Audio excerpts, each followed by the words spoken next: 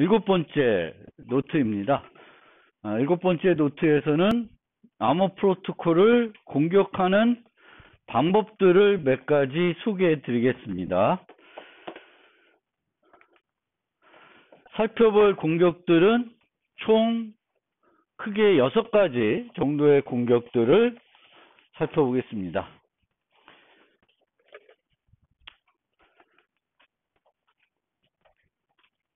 암호 프로토콜에 대한 공격은, 특히 능동 공격은 매우 다양합니다. 그래서 우리가 이런 암호 프로토콜 설계할 때 기존에 잘 알려진 공격 방법들에 대해서는 강건하도록 프로토콜을 만들 필요는 있어요. 근데 그렇게 만들었다고 해서 이 프로토콜이 완벽하게 안전하냐? 그렇진 않을 수 있습니다. 항상 우리가 예측하지 못했던 공격들이 존재할 수 있고, 또 프로토콜은 잘 만들어져 있는데 그것을 구현할 때 소프트웨어에 문제가 생겨서 또 허점들이 나타날 수도 있습니다. 그리고 프로토콜마다 목적이 다르기 때문에 같은 공격도 프로토콜에 마다 의미가 다를 수 있습니다. 그래서 이 프로토콜이 이 공격에 취약할 수 있는데, 그 취약한 것이 프로토콜 목적에 아무런 영향을 주지 않으면 그 공격은 이 프로토콜에 대해서는 아무런 의미가 없는 공격이 되겠죠. 그래서 그런 측면도 우리가 볼 필요가 있습니다. 첫 번째로 과거에 가장 문제가 됐던 게 재전송 공격입니다. 재전송 공격은 기존에 사용했던 메시지를 다시 보내가지고 공격하는 방법이 되겠습니다. 그런데 여기에 보시면 알겠지만 P1이라는 프로토콜이 있고 P2라는 프로토콜이 있어요. 서로 다른 프로토콜입니다. 그리고 요 수행은 과거에 이미 수행돼가지고 완료된 거예요. 얘도 완료된 거예요. 그리고 요거와 요거는 완료가 되지 않고 현재 진행 중인 것입니다. 프로토콜은 어떤 순간에 수행이 여러 개가 동시에 이루어지고 있을 수 있죠. 우리가 웹서버만 보더라도 그 웹서버에 현재 접속하고 있는 사용자가 한 명이 아니라 여러 명일 수 있죠. 그러면 HTTP 프로토콜이 하나가 수행되는 게 아니라 여러 개가 병행 수행되고 있는 거예요. 그래서 프로토콜들은 이런 식으로 병행 수행이 될 수 있습니다. 그러면 우리가 과거에 있었던 것을 현재 진행되고 있는 프로토콜에 갖고 와서 공격을 할 수 있고요. 또 하나는 병행으로 수행되고 있는 어떤 메시지의 일부를 갖고 와서 공격을 할 수도 있습니다. 그런데 여기 보시면 이 경우에는 원래 A가 B에 줬던 메시지죠. 근데 여기서도 같은 위치에 쓰이고 있어요. 그러니까 방향을 안 바꾼 거예요. 원래 그 메시지가 가야 하는 방향 그대로 다시 보내서 공격을 하고 있습니다. 그런데 요 경우에는 원래는 A가 B한테 주는 메시지인데 어디서 활용하냐면 B가 A에 주는 메시지로 활용하고 있습니다. 그거는 방향이 원래 써있던 방향하고는 방향이 바뀌고 있죠. 그래서 좀 분류를 해보면 방향이 바뀔 수가 있습니다. 재전송 공격할 때. 그러니까 방향이 바뀐다는 건 원래 방향하고 다른 방향으로 쓰였다는 거예요. A가 B에게 준 메시지인데 그 메시지를 B가 A한테 줄 때 사용하게 되면은 역방향이 되는 거죠. 원래 방향하고 다른 방향 쓰는 거고요. 그리고 수행 외부는 이 현재 수행과 밖에 있는 메시지를 갖다가 쓴 거예요. 그럼 수행 외부라 그러고, 만약에 여기 있는 메시지를 3번에 갖다 썼다. 1번에 썼던 메시지를 3번에 현재 수행에서 썼다. 그러면 수행 내부라가 되는 거예요. 그리고 전통 방식은 이미 완료된 메시지에서 갖고 와서 공격하는 거고, 중첩은 이미 완료된 게 아니라 병행으로 진행되고 있는 다른 세션에 있는 메시지를 가져다가 공격하면은 중첩이라고 합니다. 그리고 아까 얘기 안 한 게 뭐냐면은 메시지들이 예전에 이 프로토콜이 수행이 됐지만 뭐 중단돼서 B가 실제로 그 메시지를 받지 않을 수도 있어요. 그러니까 꼭 받았다고 단정할 수는 없는 거예요. 재전송할 때 사용되는 메시지가 원래 수신자에게 도착해서 수신했다고 우리가 그렇게 단정해서 생각할 필요는 없다는 거예요. 그래서 그럴 경우에 이제 억압이 됐다고 해요. 그러니까 메시지를 이 재전송에 활용된 메시지를 우리는 이전에 그 원래 수신자가 못 받은 거죠. 중간에 공격자가 막아가서 자기가 가로채가지고 갖고 있다가 쓰는 형태가 되겠죠. 그리고 메시지를 그냥 보낼 수도 있는데 메시지를 약간 조작해서 보낼 수도 있어요. 그럴 때는 이제 변경됐다고 합니다. 나머지는 설명드린 내용이고요. 이런 공격들을 기본적으로 방어하기 방법을 한번 이제 생각해 볼 건데, 아까 보면은 순방향이 있고 역방향이 있죠. 그러면 역방향으로 공격이 가능하기 위해서는 양방향으로 전달되는 메시지의 형태가 암호문의 형태가 동일해야 돼요. 암호문 형태가 다르면 얘를 공격해봤자 받은 사람은 엉뚱한 메시지가 오는 거죠. 자기가 기대했던 형태의 메시지가 아니라 다른 형태가 오게 되면은 문제가 있다는 걸 알아채는 거 되죠. 그래서 공격은 항상 말씀드리지만 문제가 있다는 걸 발견하게 되면은 그거는 유효한 공격이 될 수가 없어요. 프로토콜을 완료하지 않고 거기서 멈춰버리는 거예요. 그리고 뭔가 했던 일들이 있으면 그것을 취소시키겠죠. 그래서 문제가 안 생기는 거예요. 그리고 수행 외부 공격의 경우에는 이런 프로토콜에 있는 메시지를 여기에 갖다 쓴다는 거는 전제는 뭐냐면은 여기에 쓰는 키와 여기에 쓰는 키가 같은 거죠. 만약에 다른 키를 쓰면은 저 메시지를 여기 갖다 써더라도 제대로 안 되겠죠. 그러니까 다른 프로토콜, 전혀 다른 프로토콜에 있는 메시지를 갖다가 공격하기 위해서는 P1과 P2가 똑같은 키를 써야 돼요. 똑같은 키를 쓰지 않으면은 공격에 활용할 수가 없습니다.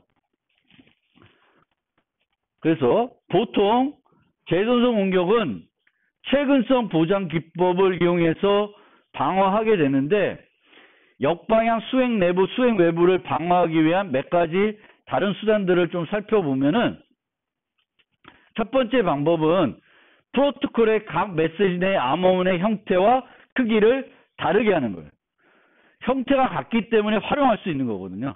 그래서 형태를 다르게 하면은 메시지를 받았을 때 이거는 내가 기대하는 포맷이 아니네 하면 문제가 있는 걸 알게 되는 거죠. 그래서 포맷들을 다르게 만드는 거예요.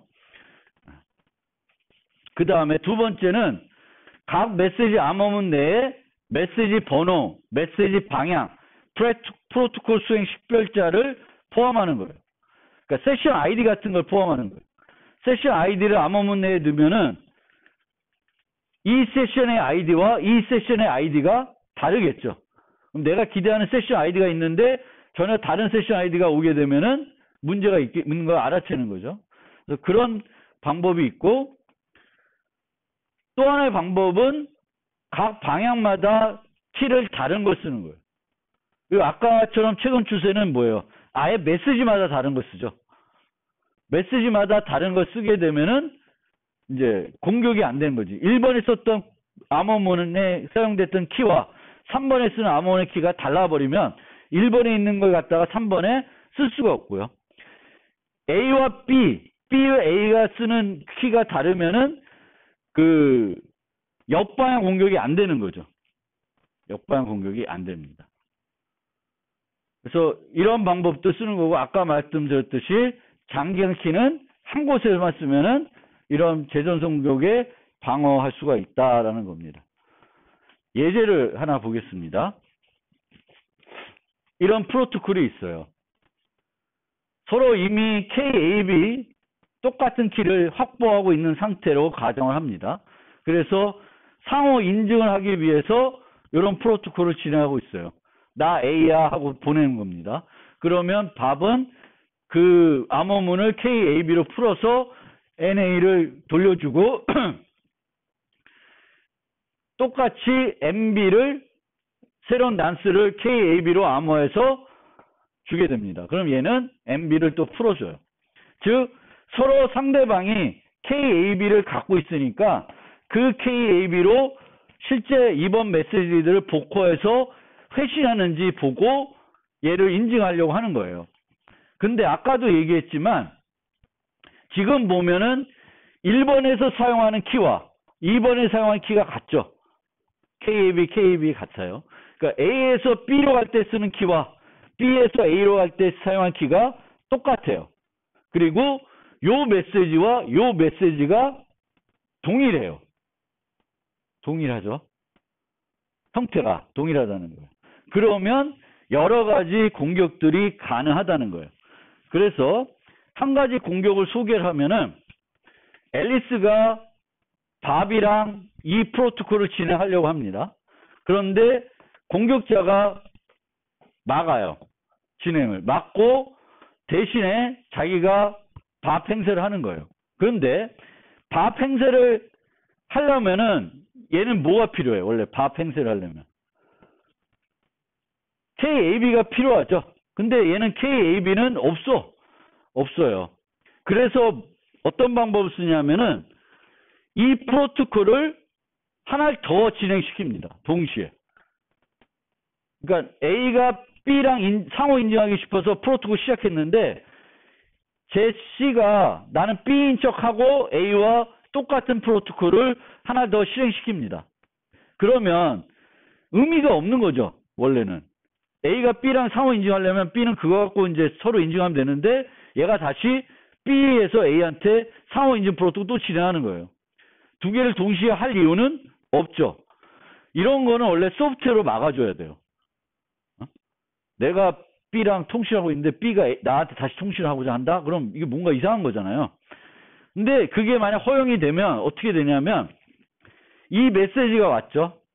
그러면 얘를 B한테 안 갔어요.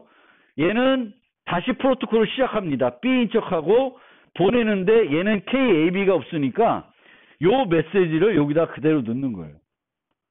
그럼 얘는 뭘 해줘요? 원래 이런 형태의 메시지 받으면 여기서 뭘 하냐면은 그 암호문을 풀어서 줘요. 그러니까 NA를 얘가 풀어서 주는 순간 이 NA를 알게 되는 거죠. 그러면 이제 유효한 2번 메시지를 만들 수가 있습니다. 그러면 얘는 또다시 NA 프라임을 풀어주고 그러면 NA 프라임을 주면은 프로토콜이 정상적으로 진행이 되고 있습니다. 즉, 요 메시지만 보면 1과 1 프라임을 보면은 원래 이 NAKAB 메시지는 어디서 어디로 가는 메시지예요? A에서 B로 가는 메시지예요. 근데 그 암호문을 C는 B에서 A로 가는데 썼어요. 그러니까 뭐예요? 재조선 공격인데 역방향이죠. 역방향이고 그 다음에 이 프로토콜은 한 프로토콜이 진행돼요. 1, 3, 2라는 프로토콜이 수행이 진행이 되고 그것과 병행으로 1-, 2-, 3-가 같이 진행이 되고 있어요. 그러니까 프로토콜을 중첩으로 진행시켜야 공격할 수 있는 거예요. 그래서 중첩, 역방향, 재전송 공격이고 억압을 하고 있어요. 메시지들을 그 B에 도달하지 못하고 막고 있습니다. 그럼 이렇게 되면 공격이 성공한 거죠. 근데 여기서의 문제는 여러 문제가 있는 거예요. 메시지 형태가 같고 키도 같은 거 쓰고 있고 그렇습니다. 방향도 안 나주고. 그래서 이거를 해결하는 가장 간단한 방법은 요 보낼 때 요 안에다가 방향을 나타내는 정보를 넣는 거예요. 그러면 여기다 뭘 넣냐면 B를 넣으면 돼요. 상대방의 아이디를 넣는 거예요. 여기다 B를 넣으면은 여기서 회신하게 되면 여기에 뭐가 들어와? B가 들어오겠죠. 근데 원래 이 프로토콜이 정상적으로 B가 시작한 거면 여기에 B가 들어오는 게 아니라 뭐가 들어와야 돼? A가 들어와야 되죠. 그래서 얘와 얘의 메시지의 형태가 아니면 거꾸로 했을 때의 형태가 똑같다는 거예요. 그래서 이런 재전송 공격에 취약한 프로토콜이 됩니다. 그래서 지난번에도 설명드렸듯이 항상 프로토콜이 있으면 이 프로토콜이 어떤 취약성이 있는지 살펴보기 위해서 A와 B 간의 프로토콜을 만들면 A와 C 간에 한번 프로토콜을 그리고 비교해 보는 거예요. 구분이 되나? 구분이 안 되면 그 구분이 안 되는 요소를 갖고 어떤 공격을 만들어낼 수 있는 거예요. 그래서 A가 B라 하는 거와 A와 C라 하는 거를 비교해 가지고 어떤 차이가 있는지, 또 얘는 시작자 입장에서 보는 거고 프로토콜이 있으면 반응자가 있겠죠. 두 번째 이제 시작하는 애. 그러면 B 입장에서 C라 하는 것과 B 입장에서 A라 하는 것과 얘와 얘를 비교해야 돼요. 그 다음에 A와 B 하는 걸 그린 다음에 거꾸로 했을 때 B와 A와 했을 때의 또 차이도 살펴봐야 됩니다. 그러면 한번 비교를 해보면 A가 B를 할 때는 B로부터는 뭐가 오냐면 B의 서명이 와요. C 할 때는 C의 서명이 와요. 그럼 A 입장에서 B랑 할 때랑 C랑 할 때 차이를 알 수 있겠죠. 그런데 세 번째 메시지 보면은 B랑 할 때랑 C랑 할 때랑 보내는 메시지 형태가 차이가 없어요. A에 MB를 보내고 A에 NC를 보내는데 형태가 안 달라지죠. 그러니까 3번 메시지 보면은 3번 메시지는 A 입장에서 보면은 바뀌지 않는 거예요. 형태가. 다른 어떤 사용자를 하든 늘 서명, 자기의 서명에 나스값 서명하는 거예요. 안 바뀐다는 거예요. 형태가. 구분이 안 된다는 거예요. 그 다음에 B 입장에서 보면은 B 입장에서는 A랑 하면은 A의 서명이 세 번째로 올 거고 C랑 하면은 여기 왜 A가 나오냐? 이거 C죠. 잘못됐네. C예요. C. C. 오타. 하여튼 이 C가 오타인데 얘는 구분이 돼요. 거꾸로 봤을 때는. 근데 메시지 2를 보면은 구분이 안 되고죠. B 입장에서는 A랑 하나, C랑 하나 늘 똑같이 난스 하나를 자기가 서명하는 형태로 메시지를 보내게 됩니다. 그리고 요 형태를 보면은 위치만 바뀌었을 뿐 변한 게 없어요. A가 B랑 할 때와 B와 A 할 때를 보면은 이 형태를 보면은 위치만 바뀔 뿐 형태적으로 봤을 때는 차이가 없다는 거예요. 그러면 그 차이를 우리가 보통 뭘 넣을 때 이제 상대방 식별자나 내 식별자를 넣어가지고 구분을 하면 되는 거예요. 그리고 얘는 보통 이제 인증하는 거니까 강한 인증 측면에서 생각해 보면은 내 의도를 명확히 난 널 위해서 만들어주는 거야 라고 해야 더 안전하다 그랬죠. 그러면은 여기에다가 B도 A도 이런 식으로 상대방을 넣는 거예요. 상대방을. 그러면은 이제는 여기도 계속 오타네. 이렇게 이제 식별자를 넣게 되면 아까와 비교를 해보면 앨리스는 이번 메시지에서는 B랑 하면은 B의 서명을 받고 C랑 하면 C의 서명을 받아 구분이 되죠. 그리고 세 번째 메시지에 보면은 B랑 할 때는 B의 이름을 넣어주고 C랑 할 때는 C의 이름을 넣어주기 때문에 이제 구분이 되는 거예요. 얘네 둘을 보면은 B 입장에서는 A랑 할 때는 A의 이름을 넣어주고 C랑 할 때는 C의 이름을 넣어주고 3에서는 A랑 할 때는 B 이름이 여기 다 틀렸네.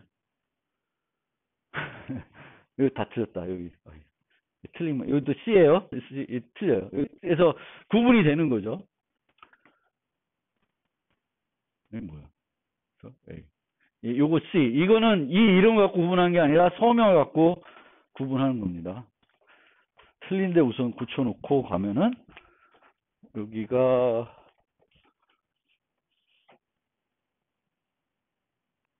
요거 맞죠? 틀린 데가 또 어디지? C. 여기가 틀린 거죠? 이렇게.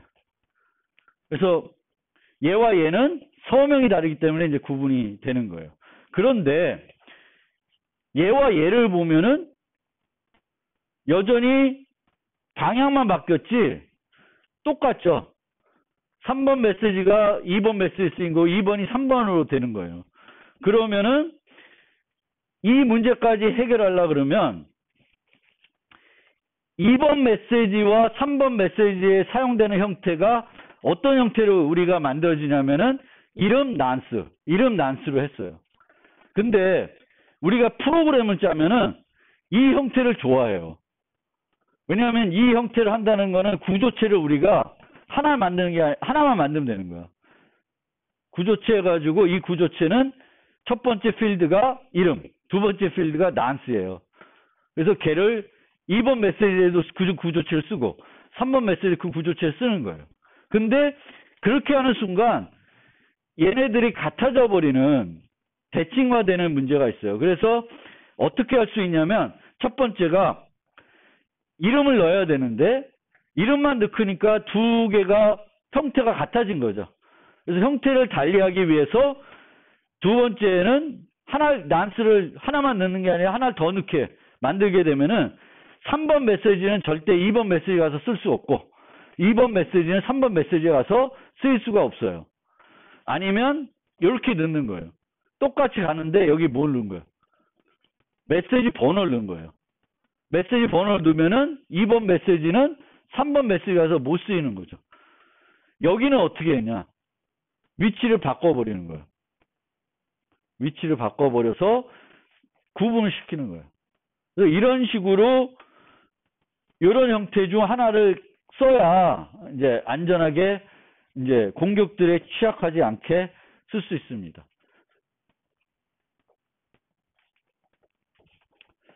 그 다음에 설명드릴 건 서비스 거부 공격입니다. 서비스 거부 공격은 암호 프로토콜을 통해서 방어할 수 있는 공격은 아니에요. 근데 이제 그 매체에서 많이 등장하는 문제가 되는 공격들은 다 서비스 거부 공격이죠. 서비스 거부 공격이 일어나가지고 뭐 청와대가 마비된다든가 서버가 뭐 이런 거죠. 그래서 이 서비스 거부 공격은 자원을 소모하는 공격이에요.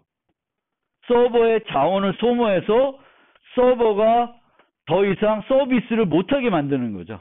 그러면 서버가 서비스를 못하게 되면은 서비스가 안 되는 거예요. 그러니까 보통 우리가 중재 방식을 쓰는 데는 서버들을 사용하죠. 그러면 그 중재 서버가 동작을 안 하면 서비스는 동작을 안 해요.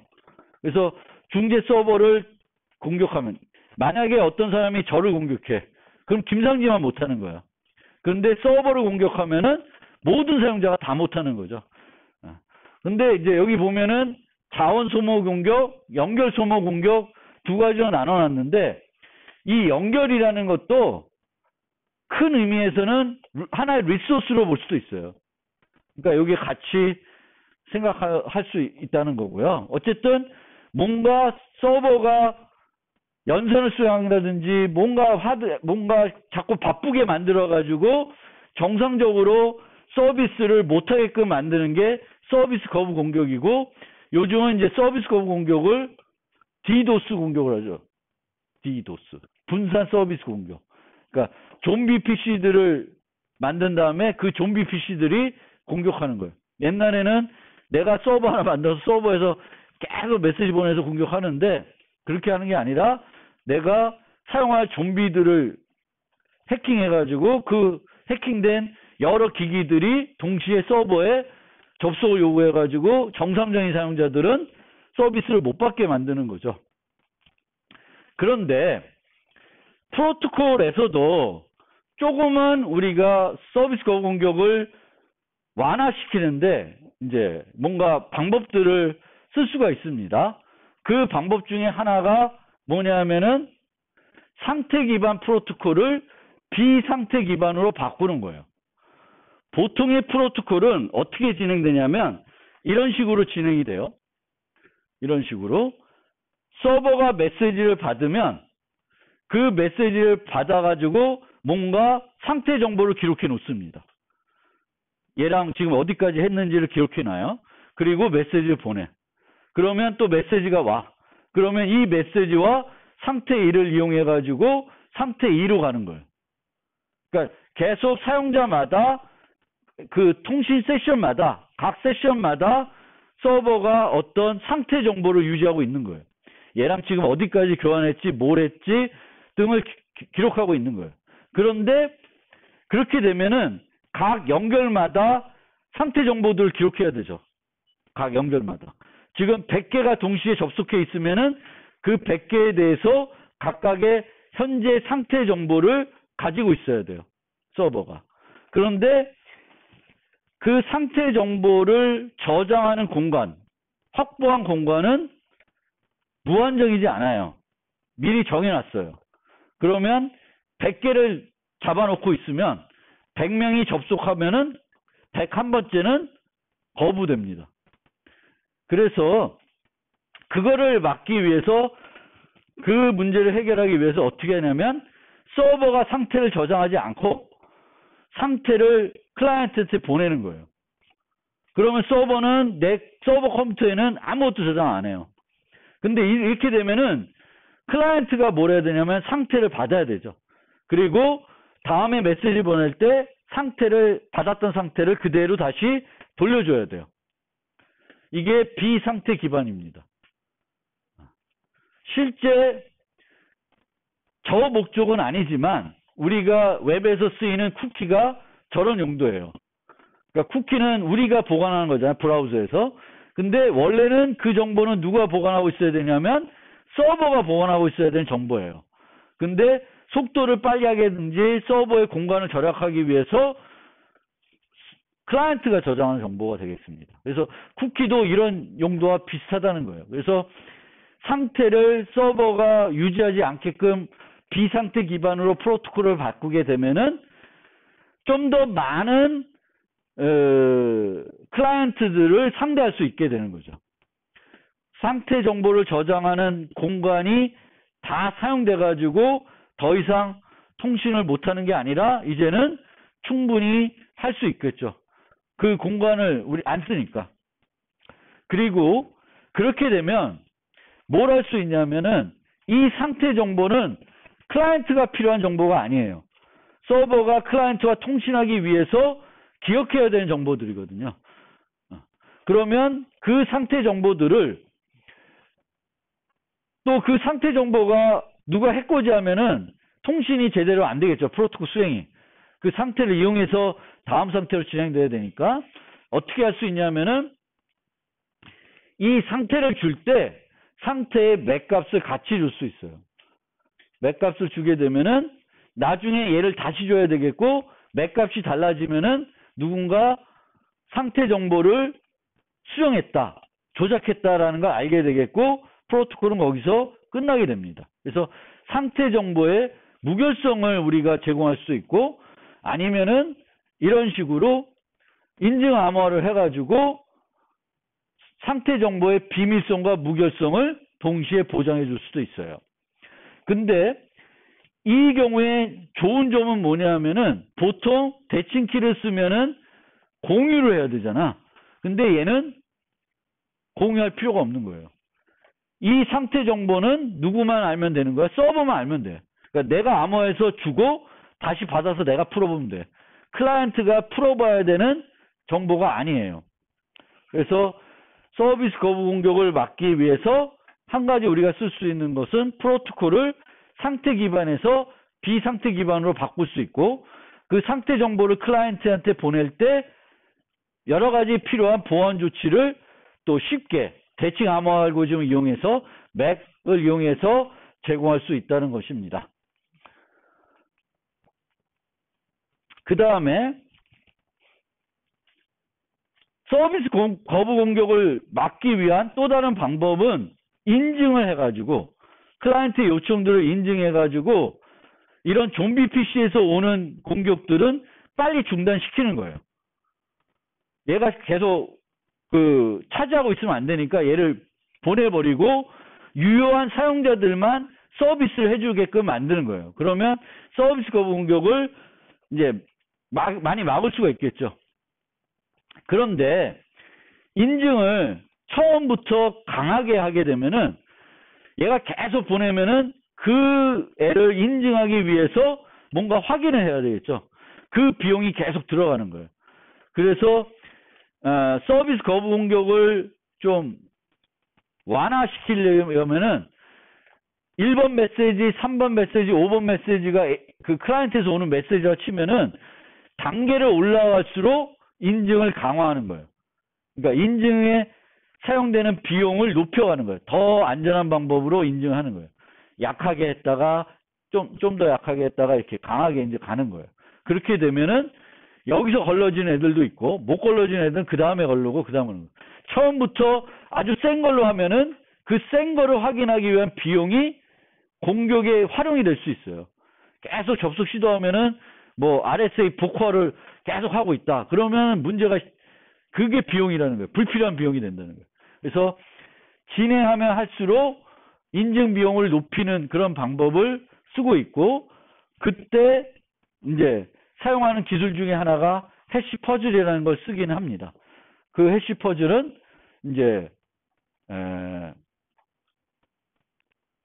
노트 11에서 설명드리는데 이 방법은 근데 문제는 뭐냐면은 옛날에는 도스 공격이 서버 한 대가 막 이렇게 여러 번 접속해서 시도를 하는 건데 이제는 분산 서비스 공격을 하죠. 그럼 좀비들이 하는 거예요. 그러면 좀비들이 하는 역할이 이 퍼즐을 해결하는 게 좀비마다 하나만 해결하면 되니까 별로 부담이 안 되는 거예요. 원래는 한 컴퓨터에서 100개의 커넥션을 연결하려고 그러면은 퍼즐을 이 컴퓨터에서 혼자 100개를 해결해야 되는데 분산 서비스 공격을 하게 되면은 얘가 혼자 100개 해결되는 게 아니라 각각 하나씩만 해결하면 되니까 일반 사용자와 마찬가지로 저게 부담이 안 되는 거예요. 공격할 때. 그래서 이게 별로 좋은 해결책은 되지 않습니다.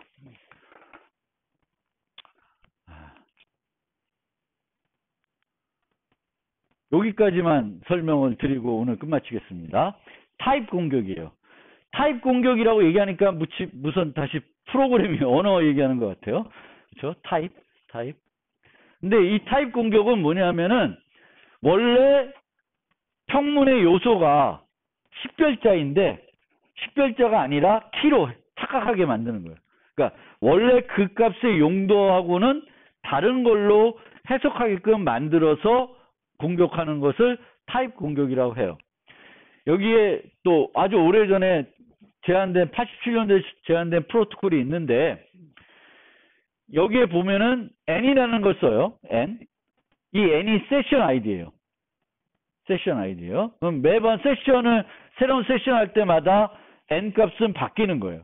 근데 이 n은 평문으로 나가죠. 누구나 다 알 수 있는 정보예요. 그러면 앨리스는 나 앨리스야 밥하고 통신하고 싶어 요번 세션 아이디는 n이야 라고 해서 보냅니다. 그러면서 난스 값을 얘네들과 같이 암호해서 보내요.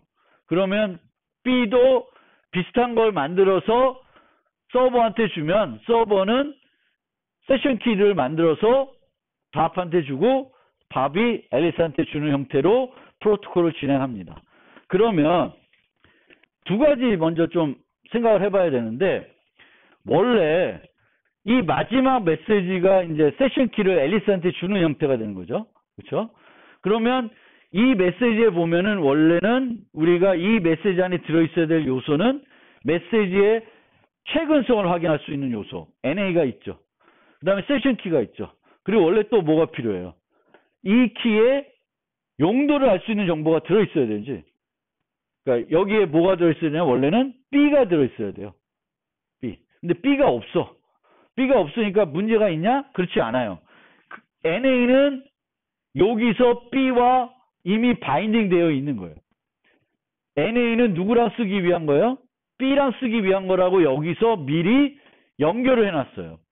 그래서 이 바인딩에 문제가 없으면 이 순간에는 NA만 쓰더라도 이 NA는 최근에 만들어진 난수고 B랑 쓰기 위한 난수라는 게 여기에 같이 의미적으로 들어가 있습니다. 그래서 여기서는 B가 없어도 문제가 안 돼요. 자, 그런데 1번 메시지하고 4번 메시지가 있는데 1번 메시지에는 이런 KS로 암호화된 암호문이 가고 4번 메시지에서 이런 게 가요. 그럼 어떻게 타입 공격을 하겠다 그러면 1번 메시지가 갔어요. 그럼 이 공격자는 그걸 막아버리고 1번 메시지의 이 부분을 이렇게 해서 돌려줘요. 만약 우리가 가정하기에는 KAB의 길이와 NAB를 합친 거의 길이가 같다라고 하면 얘는 키를 뭘로 생각하는 거예요? NAB를 키로 생각하게 되는 거죠. 원래 NAB는 뭐예요? 세션 아이디와 식별자들의 결합인데 얘를 뭘로 착각하게 되는 거예요? KAB로 착각하게 되는 거예요. 그래서 얘를 타입 공격이라 그래요. 근데 이 타입 공격이 성공하기 위해서는 얘와 얘의 길이가 같아야 돼요. 길이가 다르면은 성공할 수가 없어요. 만약에 달랐을 때 자르면 어떻게 되냐? 자르는 거 한번 생각해 봅시다. 자르는 거.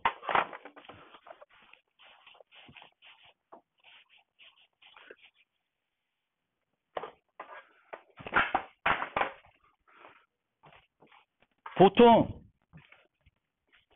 현실적으로 생각해서 NA는 8바이트, N은 4바이트, 그리고 식별자는 더 클 수도 있는데 그냥 16바이트라고 합시다.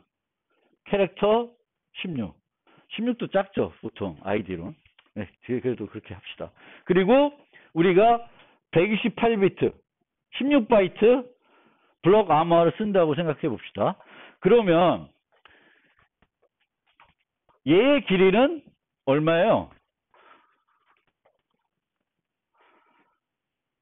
12, 16, 16. 그러면 여기서 여기가 16이고 아니지? 내가 NA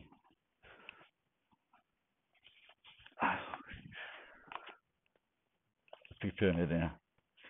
NA가 있고 그 다음에 N이 있는데 여기까지가 10이고요. 그 다음에 A가 16 그리고 또 16. 그러면은 맨 마지막에 4바이트가 남죠. 요 4바이트는 채우기를 했을 거예요. 그렇죠?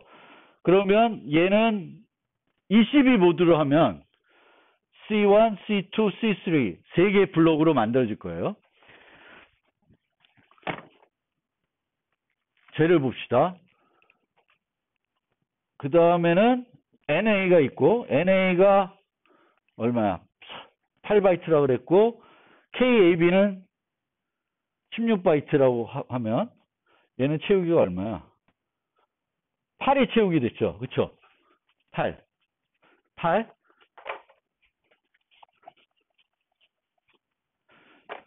얘는 두 개의 블록으로 구성이 되는 거예요. 그쵸? 우리가 이렇게 가정을 하면 KAB도 16바이트고 블록도 16바이트예요. 그러면은 얘는 이 1번 메시지에 있는 암호문은 3개의 블록으로 구성이 되고 끝에 4바이트의 채우기가 들어가요. 얘는 두 블록으로 구성이 되고 끝에 8바이트의 채우기가 들어갑니다. 그러면 여기서 얘 대신에 보내야 되는 거잖아요. 얘 대신에 얘를 보냈다는 거잖아요. 얘를 보냈다는 거예요. 그러면 이렇게 해서 보내면 이렇게 해서 보내요. C1, C2만 보내요. C3는 안 보내고 크기가 같아야지 속을 거니까. 근데 이렇게 보냈을 때 공격자는 그러니까 원래 수신자는 어떻게 생각할까? 얘를 풀어보면은 어떤 문제를 발견할까? 앞에 NA는 둘 다 확인이 되겠죠. 문제없이 확인이 돼요. 근데 뭐가 문제가 돼요? 여기서. 네? 뭐가 문제가 돼요? 원래는 정상적인 메시지에는 끝에 뭘 기대해? 8바이트의 채우기가 기대가 돼요. 근데 얘를 복구하면은 여기에는 8바이트의 표준 채우기 값이 들어가 있는 게 아니라 무슨 A의 내용이 B의 내용이 중간에 섞여 있어 들어가겠죠. 그 내용은 표준 채우기 값하고는 다를 거예요. 그래서 문제가 있다는 걸 알게 되는 거죠. 그러니까 얘를 타입 공격을 실제 진짜 하려 그러면은 진짜 같아야 돼요. 그리고 뭐 모드에 따라 조금씩 다른데 일반적으로는 또 끝에 채우기라는 게 있기 때문에 이제 이 바이트의 구성이 어떻게 되냐에 따라서 그 크기가 달라도 잘라가지고 공격할 수도 있고 못할 수도 있어요. 그래서 그거는 좀 알아두시면 좋겠고, 어쨌든 이런 공격들도 쉽게 막는 방법은 방향마다 다른 키 써도 되죠. 앨리스가 서버를 보낼 때 사용한 키와 서버가 앨리스를 줄 때 사용한 키를 다르게 하면은 요 KS와 요 KS가 달라진다는 거지. 그렇게만 돼도 이 공격은 쉽게 막을 수가 있어요. 정상적 복구가 안 될 테니까.